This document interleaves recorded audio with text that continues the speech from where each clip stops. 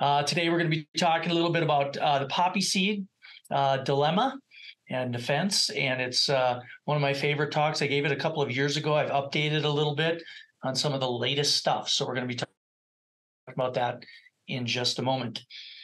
Next slide. And again, we have lots of great talks coming up. We'll switch the slide and remember that there is a new Echo format coming, and just make sure that you go to iEcho. I don't know, Katie, how many people that we have signed up for this, but we were well into the deep hundreds, as I last recall.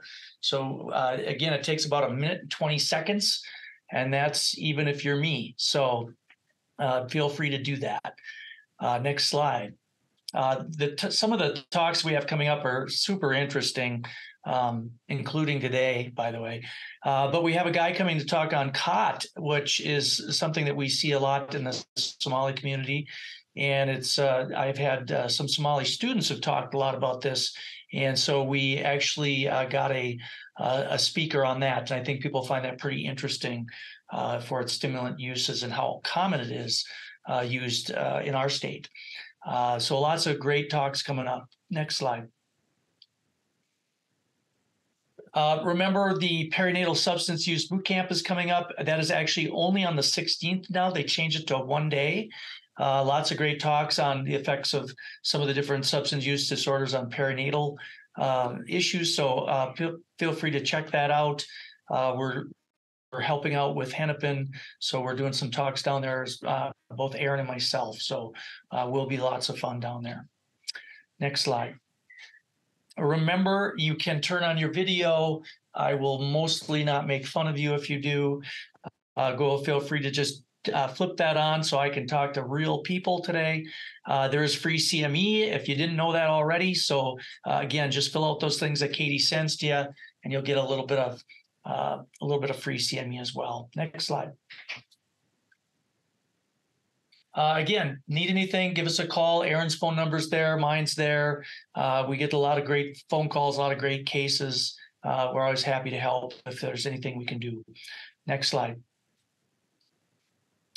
And remember that the core website has everything on it. So all the old talks are on there, lots of different things and resources if there's anything that you want to look for. So feel free to do that as well. Next slide. All right. I'm assuming, Katie, this has the whole talk on it, correct? Yep, sorry. Yep. Okay. I just want to make sure we're rolling right into it. So today's talk is like really one of my most favorite talks. And I think that over the years, I've had a lot of experiences with poppy seeds, and many of you may have had people tell you that they had taken poppy seeds. Poppy seed issues arise frequently because people get urine tested at work and don't realize some of the complications that can come from that. There's actually a lot of landmark cases. One that I found that was so interesting was actually a correctional officer lost his job. It took him 2 years to get it back based on a urine that was done that clearly looked like poppy seeds. And so it really be an issue when we look at people who are applying for jobs and doing urine drug screens. It can also be random drug screens at work. It can be patients that we have that have abnormal urines. And I can tell you, just in the last month, I had a urine come across my desk for somebody that was coming to treatment that very much I am relatively sure was from poppy seeds. And we'll talk about how we can kind of delineate those cases from cases that are not poppy seeds. And we'll talk a little bit about the history of the poppy seed because this is all about history, and I know people enjoy that type of stuff. So next slide, please. So what we want to do today is help you understand kind of the natural opiates that are present in the poppy seed plants and exactly how all of that works, really how to interpret these drug screens to kind of confirm that it's a poppy seed ingestion for the most part. And again, none of this stuff is, there's a little bit of gray still in the poppy seed world. So I think it's important people understand that. And we want to kind of learn the patterns of misuse of poppy seeds that can lead to opioid use disorder, overdose, which is something that happens with some frequency in our country. Next slide. So let's start with what the poppy is. The poppy is just a plant family, and it's really the genus is papaver, and it's something that's really grown in lots of different places all over the world, but it is a very commonly grown plant. And some of its uses, of course, are as not just the opioids that are in it, but also it's been used often in cooking, and that's been really over generations and generations. Next slide. So there's two species, and I'll tell you that this has changed a little bit. These species have been genetically engineered differently now, and so I think a lot of times when we talk about there being two species of the poppy, there's actually two species, but some of those species have actually been genetically engineered to have different amounts of the opiates in them. And remember, opiate meaning that these are natural opioids, okay? So there's two different types, and if you look very clearly, somniferum would make you think right away about somnolence, and that's kind of a clue to what's in that. No other species have been found to have more than just thebaine alone. So the most common alkaloid that is found in the other species of the poppy are actually having the morphine and the codeine in it. Just two species that actually contain the codeine. Okay, next slide. So when we look at the alkaloid content, really by weight of opium, and again, opium is that sticky white stuff that is on these plants after it has flowered and the flower has fallen off. Then what will happen is they'll get all this goopy kind of whitish material, and that is the opium.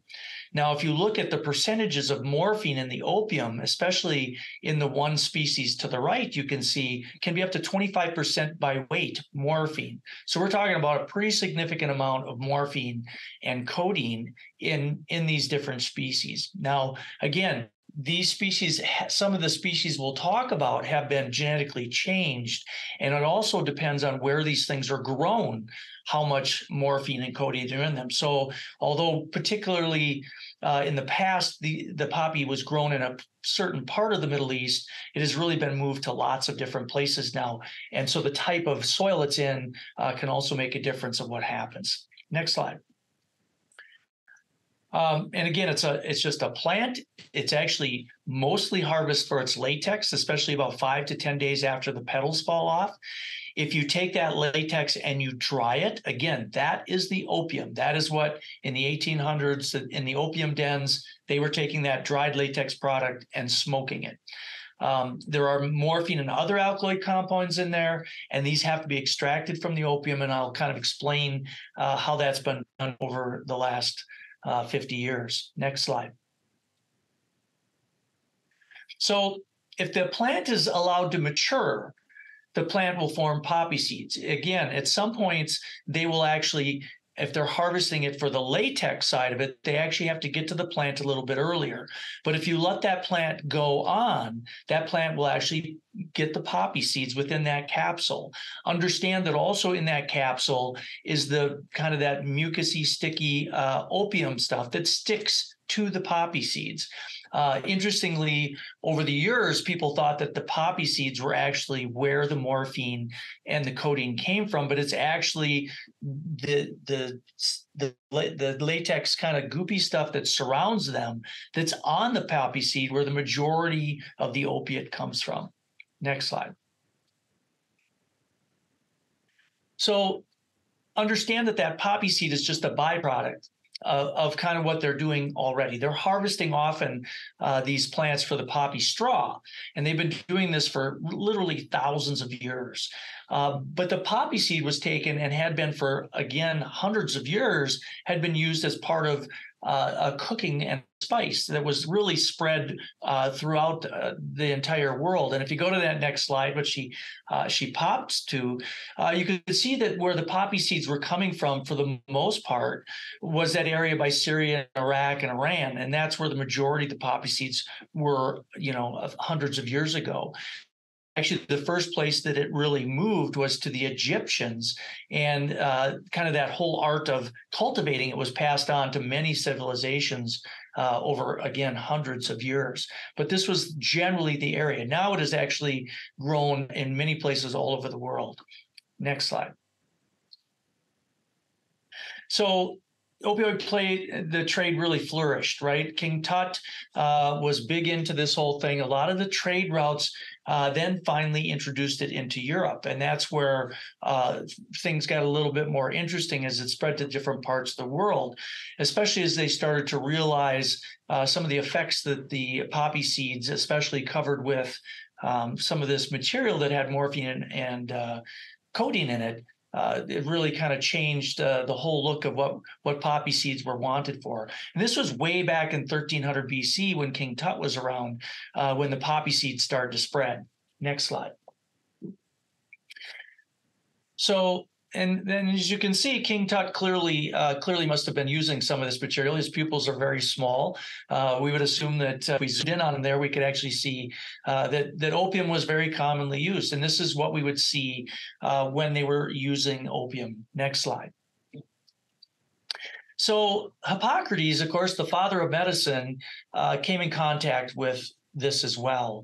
And he kind of dismissed this. People thought that it was a magic plant. And he really felt that, and I think rightfully so, that this was going to be something that could be used as a narcotic to kind of help pain. But he also felt it had properties which might help stop bleeding. And for some reason thought that it could be used in the diseases of women and in epidemics, which really didn't hold true. But something that was even thought of back in the time of Hippocrates. Next slide. So in about 400 BC, opium from the Egyptian fields actually went to China.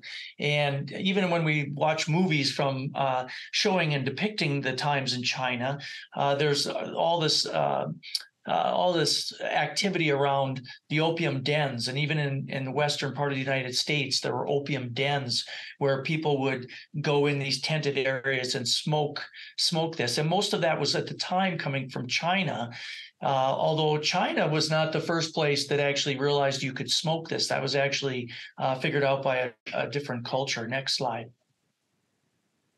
And in fact, for a long time in 1300 AD, just 100 years ago, during the Holy Inquisition, opium was actually considered taboo. And so for a long time, opium had kind of disappeared, at least from the European records, for almost 200 years, while it was still being used very commonly in some of the other countries, and especially after it spread to China. Slide. So where did the smoking come from? Well, the first people that there's any record of actually smoking opium, which, as we know now, there's so much of the different types of opioids that we see people smoking as opposed to injecting or swallowing.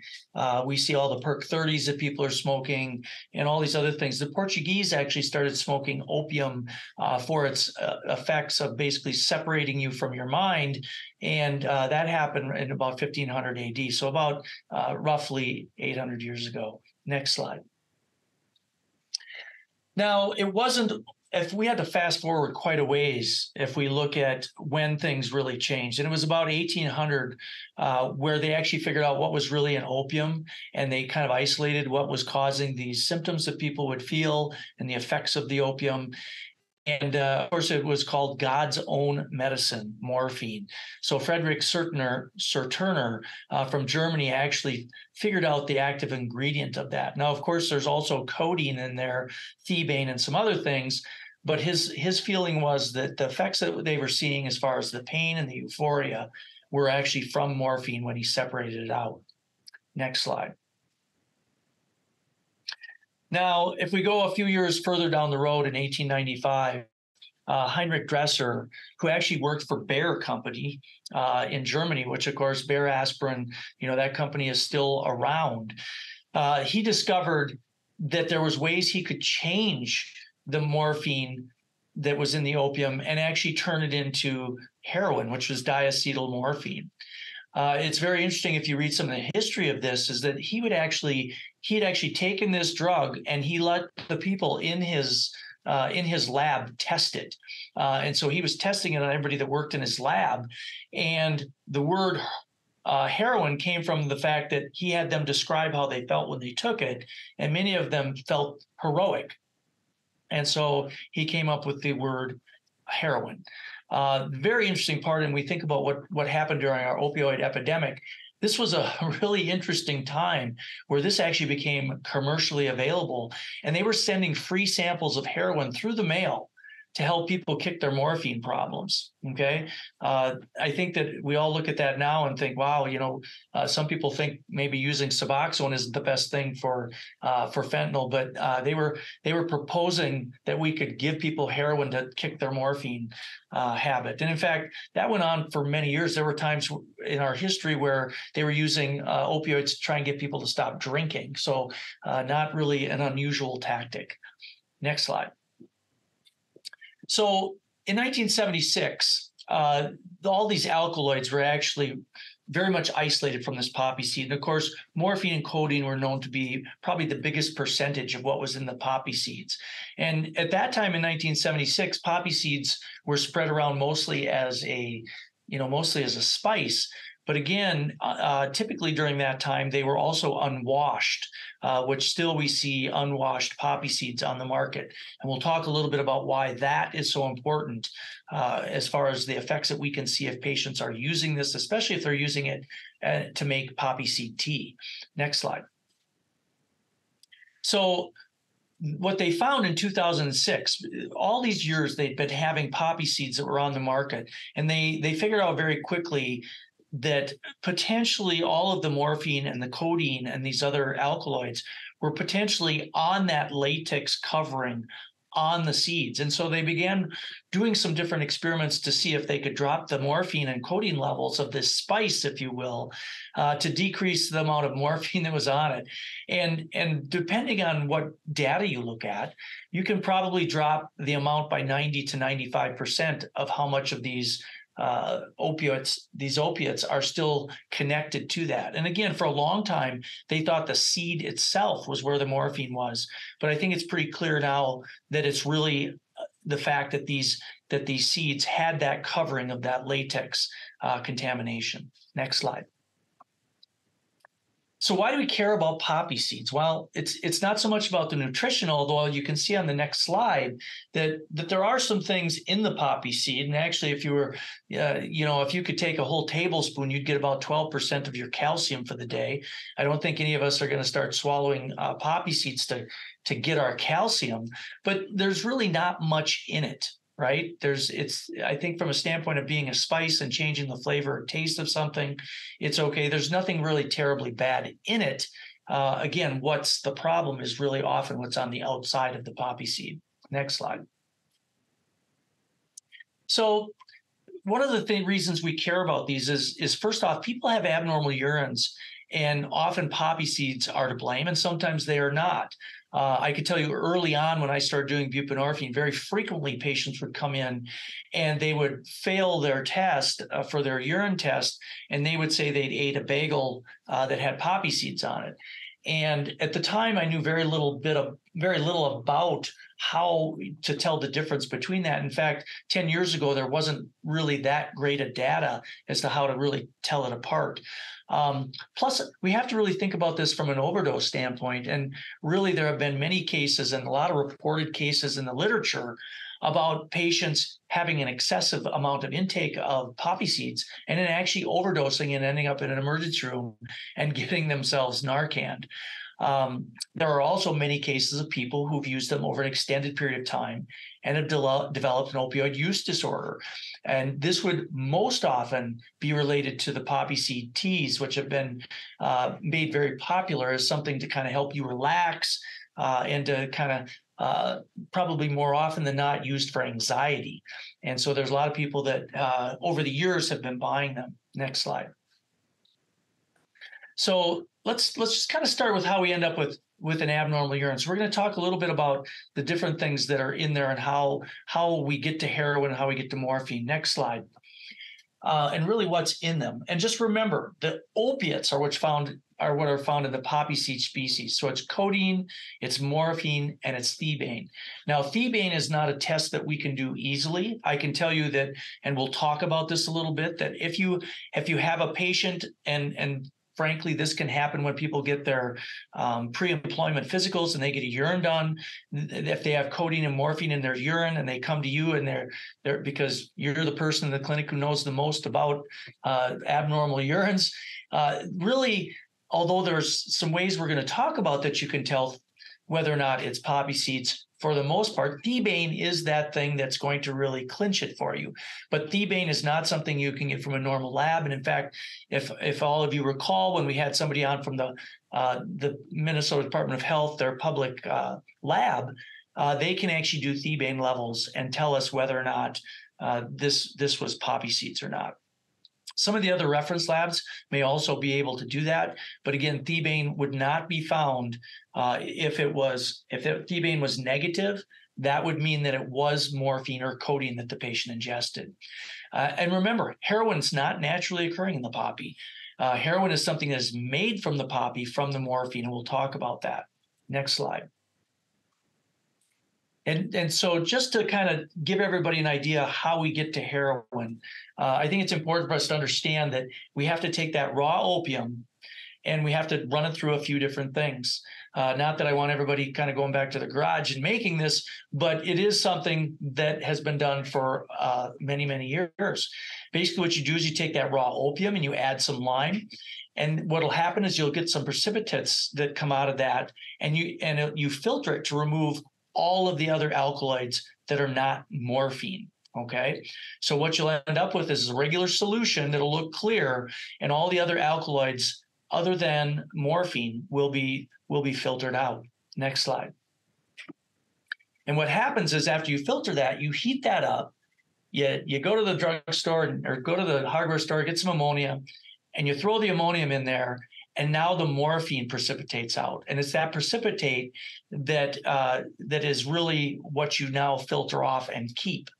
And so what they do in these illicit labs is they'll take that morphine, and on the next slide, what you'll see is they'll take the morphine and they'll put acetic acid in it. It just adds one little thing to that chain, one little acetyl group to that chain that wasn't there, and suddenly we have heroin.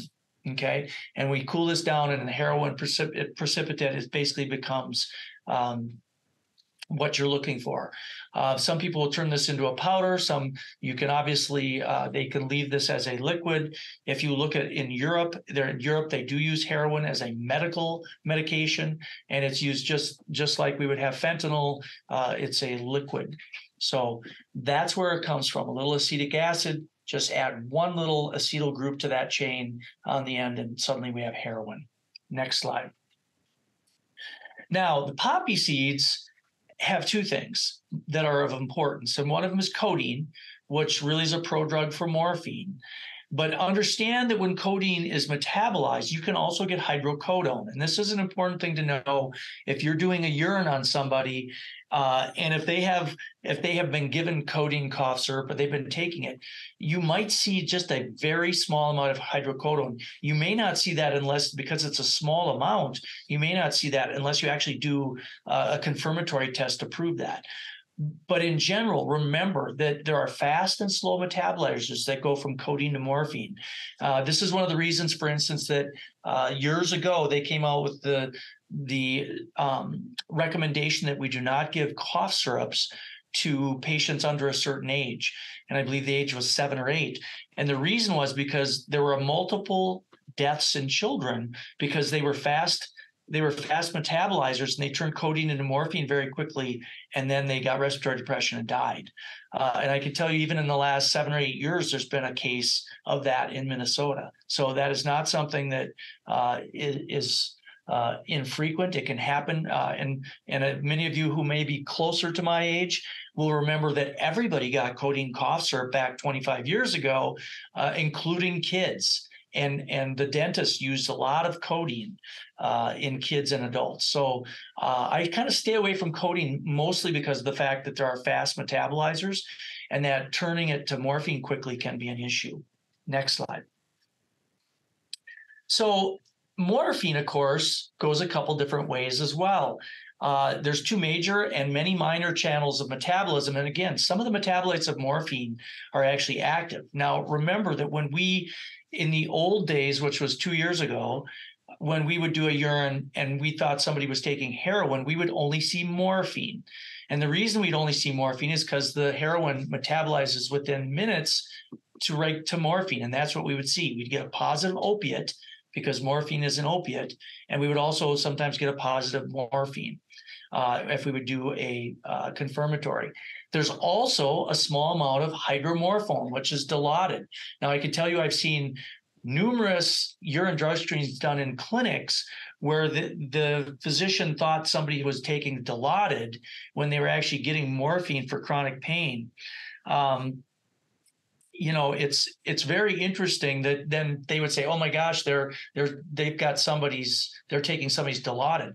But again, morphine will sometimes go to hydromorphone, and you'll pick that up almost all the time if you do a confirmatory testing to see which of those is there. So understand that hydromorphone is a normal part of the metabolism, and don't get tricked by that one on a urine drug screen. Next slide. So how would we interpret the urines when we do this? Well, what things should we consider if we want to interpret a urine? Interestingly, we have to think about where they came from. And I'll tell you that some of the studies that have been done have been pretty interesting as to the morphine levels different from each country. And a lot of times in the studies, when they've run into this, they'll actually go to the stores. And I'll be talking about a case that involved Costco here in a short time. But they actually then will go to Costco and say, "Where are you getting them? Where are you getting them? And what country are they coming from?" Because the country may affect the morphine levels. And I'll show you some data on that in just a moment. Because sometimes they go to a different country, they genetically change it, and suddenly they're getting these really high doses of morphine. How the seed is treated in production makes an enormous difference. If they are washed or they are not washed, and how well they're washed. Obviously, the amount that's consumed makes a big difference in how we interpret the urine. And we're going to talk about this mostly. It's the morphine codeine ratio. And that's going to be something that has changed, but it's something to be aware of. And I'll give you an example of a case. And I'll also, again, tell you about a case that we had here where it was the ratio that kind of triggered me to look into the fact that it was probably the seeds. And again, some of the previously mentioned metabolites are important. And probably most critically, if we had a very difficult case where there were legal implications, for instance, a job, it's about thebaine. So I would just caution you, if you ever get in a situation where it's an employee and they're saying they ate them, you want to make sure you do not throw the urine away, because thebaine is going to really be a clincher if we have a case that's really significant. And is the patient taking a prescribed opioid also? That can really make a urine look very crazy and make it much more difficult to figure out what's going on. Next slide. So this is an example of the origin of seeds, and they did this study looking at how much morphine was in, depending on which country it came from. And if you look at Australia just leads the league. They're putting out very potent, basically opium on the outside of these seeds. And so if you're getting it from those top three, clearly you're getting some very potent seeds that have opium latex on them that is going to have a lot of morphine in it. I think it's so interesting, and we talk often about marijuana and how different marijuana is now than it was 30 years ago. You look at Turkey at the bottom. It is just a pittance of the amount of morphine in it. And those are probably the natural ones that have been growing there for a long, long time. And so what we do see is that people have taken those seeds and they've changed them. And so suddenly we're getting very high levels, which again leads to the complications that we see. Next slide. So how much do you need to do to these seeds to make them edible without a positive urine? Well, you got to do quite a bit. And even if we just take these things and we soak them in a little water, we're still going to have a quarter of it on the outsides of the seeds. Baking it does help. And in fact, you can maybe get 90% off. But look, you may still have 70% of the morphine activity even after you bake a bagel that's covered with seeds. And if you look at some of the different things, the different pastas that they put seeds in, that may or may not make much difference. If the commercial manufacturers do their washing and soaking of these, they can get nearly 100% of the morphine off if they really want to. And sometimes they will or they won't. Somebody just asked if anyone is not be able to see the slides. Are people seeing the slides? Yeah, must just be that one person. And there is an interesting thing where it says, Melissa put in there about OP providers stopping codeine in all breastfeeding moms due to that sedating effect. And again, that's, I think, really super interesting. So next slide, please. So again, treatment of the seeds is a huge thing, and what you do to them can really, make or break, how much that you're going to get. Next slide, Katie. Now, how many poppy seeds did a patient consume? That can make a pretty big difference. I had a bagel about a week or two ago, and I thought, I hope nobody does a random urine on me today. But a bagel has 15 grams of poppy seeds on it, roughly. Some of the poppy seed dishes, like some of the pasta dishes, can have 5 times that, which would really be an enormous amount of seeds, but not compared to poppy seed tea, which we'll talk about in a moment. I have seen people eat a bagel with that amount of seeds on it and do their urine and test positive for morphine. With just one bagel. Actually, a guy at one of the ASAM meetings I went to showed the results of his urine after eating just one poppy seed bagel. Next slide. So in the old days, and the old days being about 2 or 3 years ago, the morphine codeine ratio was generally 2 to 1. So if you did a confirmatory on somebody's urine that looked like poppy seeds, you might see a morphine level of 600, and you'd see a codeine level of 300. And I can tell you that the basic general number that they were used for federal jobs was if your morphine level was over 300, that was considered positive, and it was thought that you did not just eat poppy seeds, you had to have taken a medication. So 300 used to be the number. But there were cases starting back about a decade ago that were detecting higher codeine poppy seeds. And this was reported by Chang et al., that they weren't seeing that same ratio. And although initially these number of cases was very small, it has become larger and larger. Next slide. So in the past, again, that concentration of 300 was a big thing. That was kind of the government line, where above that it was thought, it's not possible.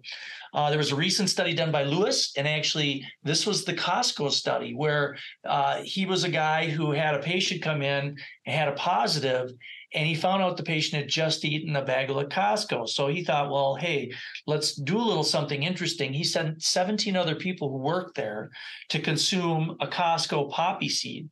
And he brought them all back to his clinic. And at 4 to 6 hours, he got their urine. They were positive for morphine. He sent their urines and found that they had an average codeine level of almost 1,000 and a mean morphine level of 100.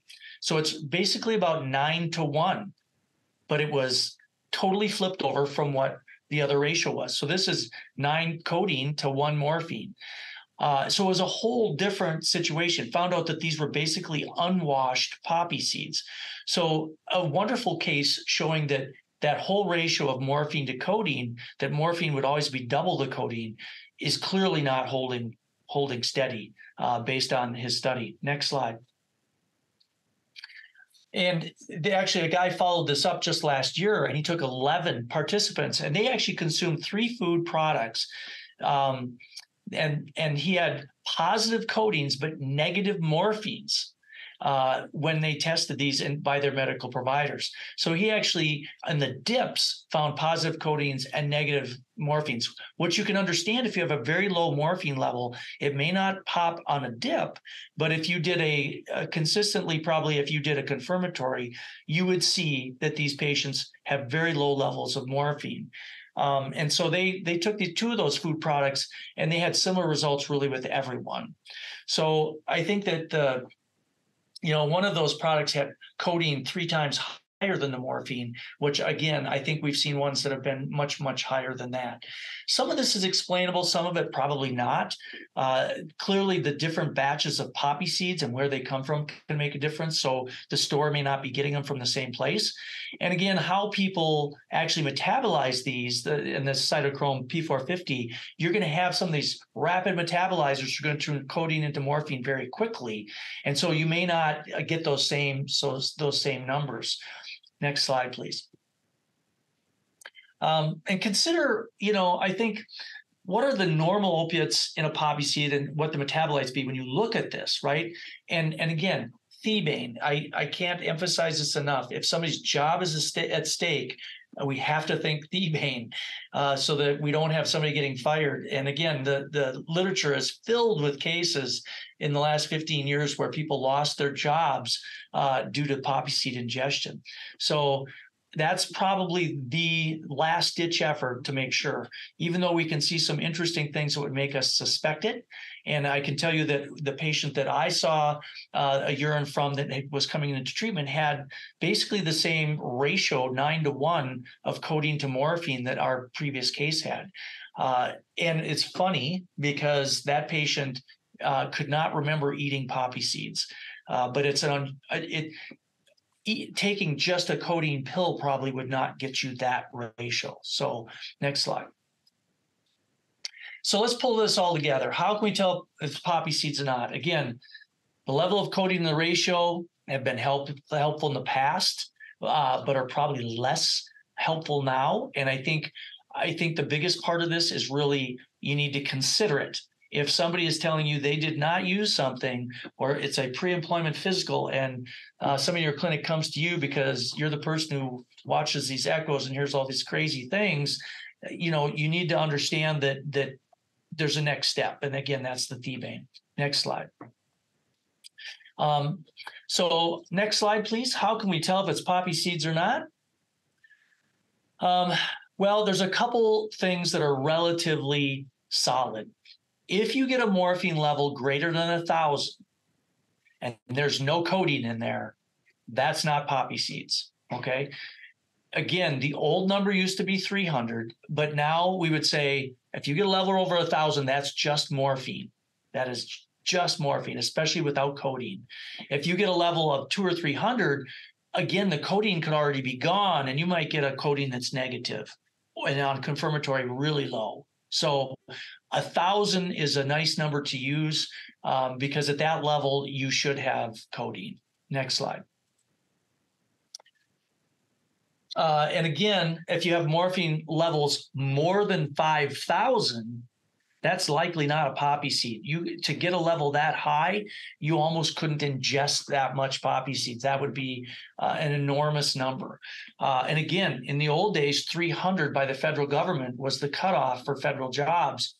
But we know now that number needs to be different. And actually, in 1998, it was increased to 2,000. But really, that 2,000 to 5,000 is really a gray zone. Again, thebaine is the key. Over 5,000, that's morphine. That's not a poppy seed. Okay, next slide. And I've said this like 10 times, but it is the key. Find a place that can do a thebaine for you if somebody's job is at stake. Next slide. Now, remember, the 6-monoacetylmorphine can be measured. And so, again, when we look at heroin, if somebody's got morphine in their urine, if you checked for the first metabolite of heroin, just to be sure, you'd have to do it fairly quickly. It turns from 6 mAh to morphine very quickly. I think if I had somebody and I was concerned that, we got a job issue, I would be getting a Thebane and I'd get a 6-monoacetyl morphine just to make sure that morphine wasn't the product of heroin coming out. And so, but it has to be very quick. And if it wasn't within the last hour, the chance of you picking that up is small. So next slide.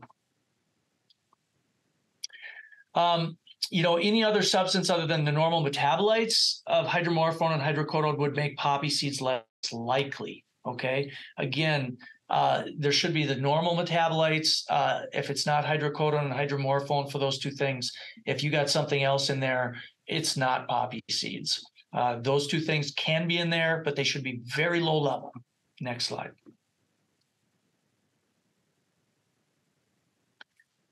So if a patient is on synthetic or semi-synthetic opioids, poppy seeds or unprescribed medication consumption could cause unexpected findings, right? The ratio of morphine to codeine might suggest poppy seeds, but again, not conclusive. But poppy seed tea is one of the ringers here. This is something that has become very in vogue the last decade. And often it's been used for patients who are chronically prescribed morphine. Often when they run out of their morphine, they will use it to get by. And you can buy poppy seeds in bulk from Amazon. I'm not sure if they're still there, but they have been there for a long time. And so understand that you can have somebody on chronic morphine who's also testing positive for codeine and some other things that might seem very weird. And it can be that they're using both together. Next slide.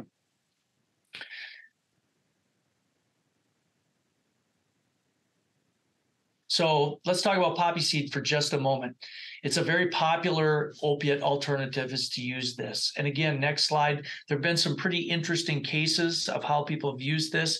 And again, remember, when we're talking a bagel of 5 to 15 milligrams of seeds or pasta at 75, if you're making tea and you're taking 2 pounds of seeds, and then you probably have approximately 1,000 grams of seeds. And then what is done is if you put a little citrus in it, so if you take just a little squirt of lemon or lime, and you put it in there, it actually releases some of the opiates from the seeds and from the covering of the seeds. And so what'll happen is you'll have a much higher level of morphine in that solution when you strain it out than not if you didn't use citrus. Next slide. And again, remember what we showed is that there is a lot of different ways to get the morphine out, but these people are doing it, but saving it. And so if you're washing or soaking it just with water and you can get 73% off, if you put that lime or that lemon in there, you're nearing 100. Okay, next slide. And this is actually the actual case that I was talking about. Next slide. This was just from a few years ago, and it's about a guy who was getting poppy seeds from Amazon, buying them 2 pounds at a time. And he was trying to withdraw from Xanax. And so basically, he was trying to mitigate some of the symptoms by buying poppy seeds and then making tea. Next slide. So he was taking this 2 pounds and putting in a couple liters of water, and he was ingesting basically half of it at a time. His wife comes home, finds him unresponsive, gives him naloxone. They come and give him naloxone and reverses him. Next slide. He goes to the emergency department, which was a great idea. He spent 4 hours there, was discharged to home, but he was sent home with alprazolam to taper. Next slide. And that might have seemed like a great idea at the time if he wasn't going to use more poppy seeds. And so EMS was called again. He was found to have morphine, codeine, and benzos in his urine. And they actually did the confirmatory to show that this was coming from the poppy seeds. And he had a positive Thebane come back a number of days later. So these are not without complications. The poppy seeds, there's definitely enough in a couple pounds of poppy seeds to overdose somebody. Next slide. So again, this is just one other quick case. This is a guy who actually came in for treatment, who was using basically these opioids for chronic pain. And then, of course, it was discontinued. He'd had other issues before with alcohol and PTSD, no history OUD, right? But he had been using seeds to take care of his chronic pain. It became unsustainable due to his increasing tolerance. He just could not afford it. And his wife became concerned. He went to a clinic and was actually referred to addiction medicine. Next slide. And he actually had a moderate opioid use disorder. Clearly, he was buying them. He wasn't buying them on the street, which kind of adds a lot of points to kind of get you headed towards a severe opioid use disorder. But the take-home point on this is these are very available. And I think we often have to talk to people about some of the different things they might be taking that they consider herbal or natural. And this would certainly be one of those things that we've bumped into and people will bump into. Next slide. All right, just to end it up, again, poppy seeds cause abnormal urine. So please think about that if somebody's trying to tell you that they're not using something. And again, it's not so much, I think, in the addiction clinic as much as they might be using them in other ways and end up or present at different places like the ER. They're unregulated and they're available very legally, much like a kratom. And we just need to really be very careful when we look at the urines that if there is a concern about the ratios of things in there, that we consider poppy seeds. And again, sometimes we're going to be really helpful to a person if we get a thebaine, if they're having some issues with work and the urines that they've left at work randomly. Next slide. So lots of references. Feel free to check those out. It's really an interesting topic. Certainly one of my favorite topics. And yeah, Katie, you can go ahead and turn that off. But I'm happy to entertain any questions. If anybody has questions, it's something that some of you may have seen. Feel free to either chat them in or just unmute. That's fine as well.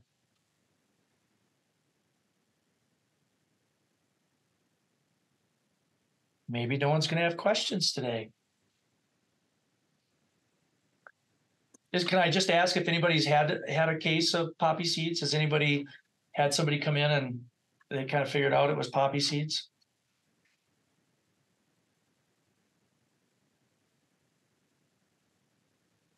No one knows.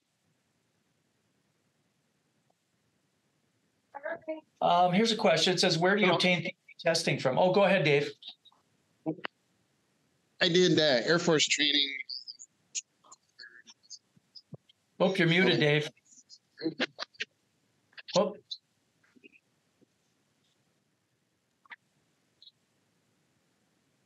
Here we go. How about now? Way better. Okay.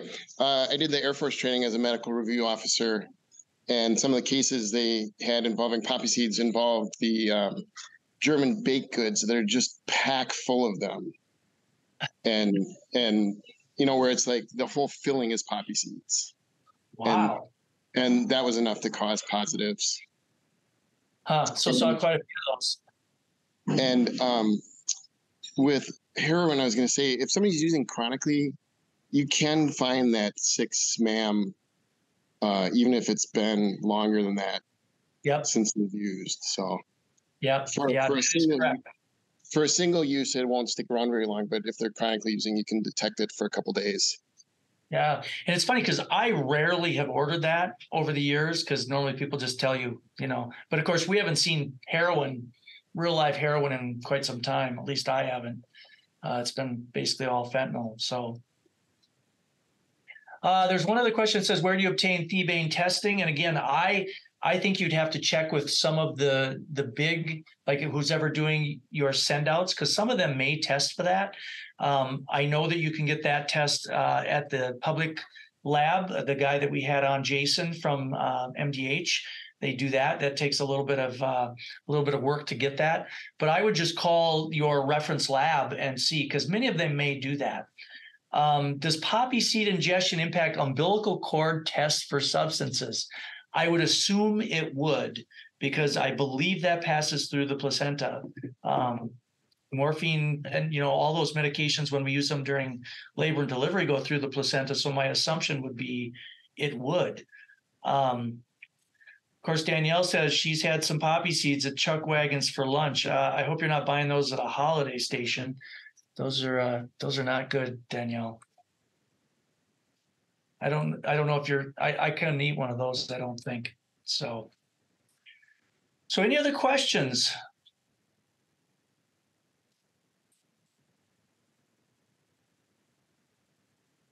Caitlin says we have a few cases testing positive for 10 to 20 nanograms of codeine. Client reported eating everything bagels for breakfast for 4 days. That's really interesting. That should have morphine in it still, because that would be the metabolite. It might have just tested, if you don't have morphine on your dip, it would test positive for opiate, I would think. Melissa says this is a really big concern since we sometimes remove children from families based on cord testing. And that is correct. That is really something that would be a problem if you saw that. Yeah, Danielle sent me a note. She said, yeah, she's the one who asked me about poppy seeds probably a couple of years ago. And I forgot it was a Chuck Wagon sandwich the guy had eaten that they had a positive test. So sorry, Danielle, I almost forgot that. So yeah, I do think I'm going to have to do some looking, Melissa, because I've never seen a study done on kids with that and whether or not they could link it to poppy seeds. I'm wondering how much there would actually be. So, all right. If there are no more questions, will everybody get back to their day about 10 minutes early? Thanks everybody for coming. Remember that we have the talk on cot next week. And I'll just tell you that one of my students that I had, who was Somali, told me that cot use is way more common than people think and used as a stimulant by certain communities. So just understand that I was really not aware that it was a common thing. And she said, no, that's something that's used very, very commonly. So make sure you tune in for that one. I think it's going to be great. So, yeah, Melissa, please. She says they use USDLT for cord stat, and she's going to ask them. I would love to hear what the answer to that is. So please let me know. All right, everybody, have a good week. Enjoy the week, and we will see everyone next week. Take care.